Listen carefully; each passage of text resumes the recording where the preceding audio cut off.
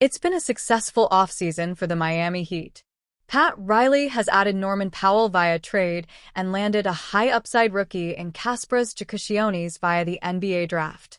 However, the Heat are still multiple moves away from being a contending team once again.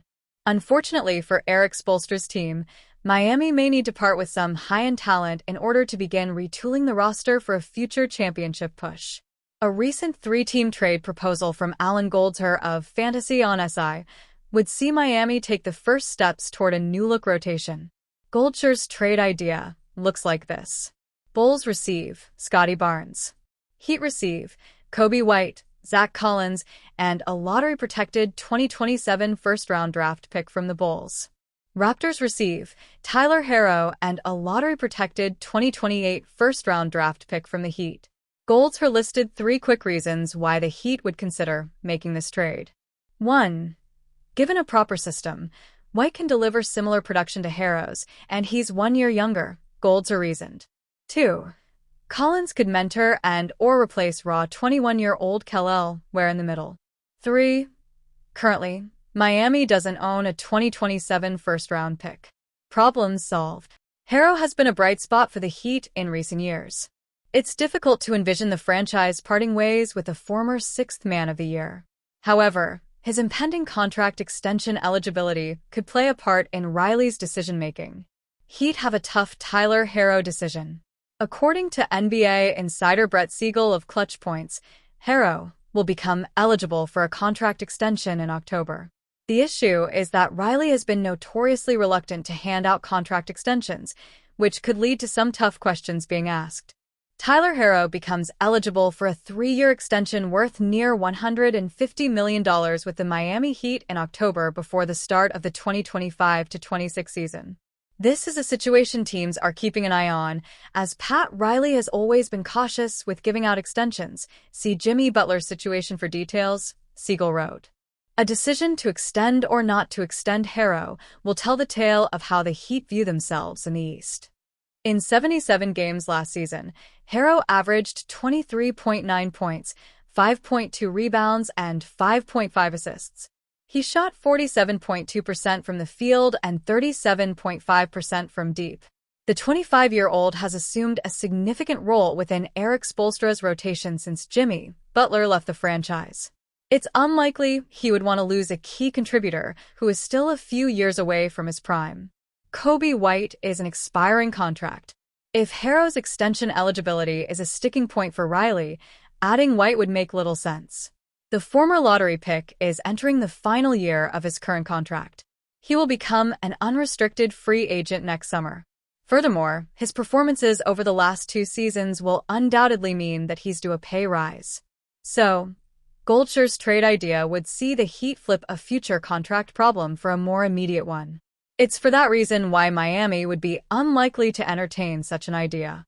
In truth, giving up Herro would likely be part of a superstar deal, not a lateral move to add a future draft pick that can't be used in the lottery. And for that reason, we shouldn't expect to see the Heat enter a trade with the type of framework being proposed. Herro is too important to what Miami is trying to do, and unless the return is a genuine superstar, giving up on him makes little to no sense. After being eliminated in the first round of the playoffs in each of the last 2 seasons and finishing last regular season with a losing record for just the 6th time in team president Pat Riley's 30 seasons with the organization, the Miami Heat continued to shake up its roster last week. First on Friday, the Heat traded forward Haywood Highsmith and a 2032 second-round pick to the Brooklyn Nets for a heavily protected 2026 second-round selection in a move that shed enough salary to bring Miami out of luxury tax territory. Then on Saturday, the Heat used its newfound room under the luxury tax to retain guard Drew Smith on a 3-year contract worth $7.9 million. Only Smith's first-year salary of $2.4 million is fully guaranteed, with the second and third years of the deal including conditional guarantees. Following the trade of Highsmith and the signing of Smith, the Heat has 14 players on standard contracts for this upcoming season, one below the NBA regular season limit of 15 players on standard deals. The Heat also currently stands about $1.7 million under the luxury tax threshold and about $7.2 million below the punitive first apron of $195.9 million that it can't cross until the end of this upcoming season following last month's trade for guard Norman Powell. After finishing as a luxury tax team in each of the past 2 seasons, the Heat was determined to escape the luxury tax for this upcoming season in order to avoid the onerous repeater tax that's triggered when a team crosses the luxury tax threshold in 4 straight seasons or 4 times during a 5-season period. With the Heat 6 weeks from opening training camp on September 30th at Florida Atlantic University in Boca Raton, here's an explainer on where things stand for Miami's roster. Question: Can the Heat fill the 15th spot on its standard roster before the season without crossing the luxury tax line? No. The Heat doesn't currently have enough space under the luxury tax threshold to add a 15th player to a standard contract before the start of the season, while still avoiding the tax. With the Heat just about $1.7 million below the luxury tax line, Miami would need to wait until early December to sign a 15th player to a prorated standard minimum deal that would keep it out of tax territory unless a move is made to change the salary cap math. Question: What can the Heat do to create enough room under the luxury tax to add another player to a standard deal before the start of the season? A trade to shed salary like the one the Heat pulled off involving Highsmith last week would work. But a trade isn't the only way, as the Heat can also use the waive and stretch provision on a player such as Rozier to create more room below the luxury tax. Waiving and stretching Rozier would lower his cap hit from $26.6 million this upcoming season to about $8.3 million over each of the next 3 seasons, but the downside of that would be that he would go from an expiring salary to one that would be on Miami's books for the next 3 years, albeit on a smaller number. The deadline to waive and stretch a player is August 29th. The Heat could also just waive Rozier and create an additional $1.7 million of room below the tax line because only $24.9 million of Rozier's $26.6 million salary for this upcoming season is currently guaranteed.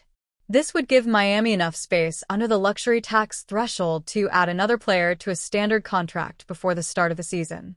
Question: Can the Heat just begin the season with only 14 players on standard contracts instead of the NBA regular season limit of 15 players on standard deals? Yes. NBA teams are allowed to carry 14 players on standard contracts during the regular season. NBA rules only prohibit teams from carrying fewer than 14 players on its standard roster for more than 2 consecutive weeks at a time and a total of 28 days during the regular season.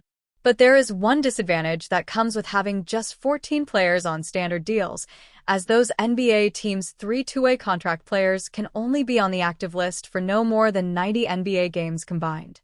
However, if the Heat signs a 15th player at any point during the season, that number moves from 90 to 150 NBA games. Question: Where does the Heat's roster stand right now? Following Friday's trade, the Heat's preseason roster currently includes 17 players signed to contracts, including two-way contracts and Exhibit 10 deals. The 14 players signed by the Heat to standard contracts for next season are Bam Adebayo, Tyler Herro, Andrew Wiggins, Rozier, Powell, Davion Mitchell, Simone Fontecchio, Nikola Jovic, Kel'el Ware, Jamie Jaquez Jr., Kasparas Giannis, Pelle Larsson, Smith, and Keshad Johnson.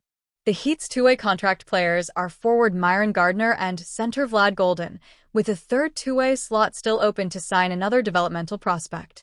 Two-way contracts, which pay half the NBA rookie minimum and do not count toward the salary cap or luxury tax, allow for players to be on their NBA team's active list for as many as 50 regular season games, with other game action having to come in the G League. The only player the Heat currently has signed to an Exhibit 10 contract is guard Ethan Thompson. Exhibit 10 deals essentially represent an invite to training camp and provide a financial incentive for that player to join the organization's G League affiliate.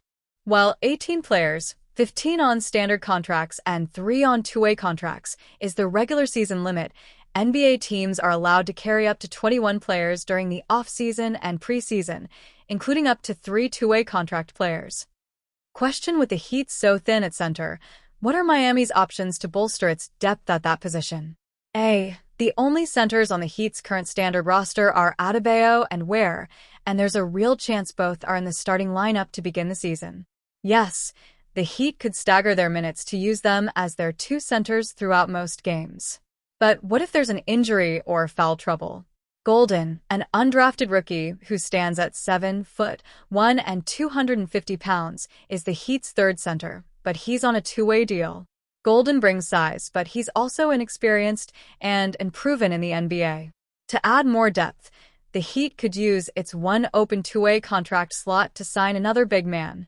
Only players with fewer than 4 years of NBA experience are eligible for two-way deals. The Heat could also make a trade, waive and stretch a player or waive Rozier to change the salary cap math and create enough room under the luxury tax line to add another center on a standard contract.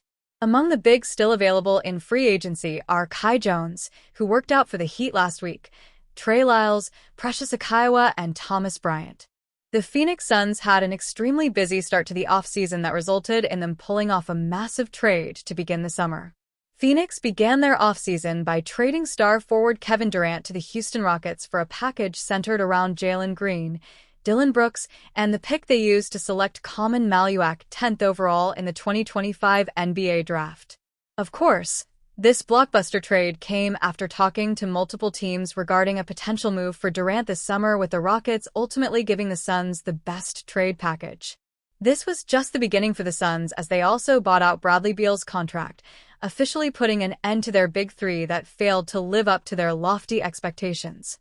Now only Devin Booker remains from their star trio, and he is set to be the focal point of their future after they signed him to a massive contract extension this offseason. Heat's trade offer for Kevin Durant revealed. While the Suns did accept the Rockets' offer for Durant, there were reportedly multiple teams interested in landing the future Hall of Fame this offseason, and the offer from the Miami Heat was recently revealed. According to the Miami Herald's Barry Jackson, the Heat offered a package of Andrew Wiggins, Terry Rozier, Jamie Jaquez Jr., Haywood Highsmith, and the 20th overall pick in the 2025 draft for Durant.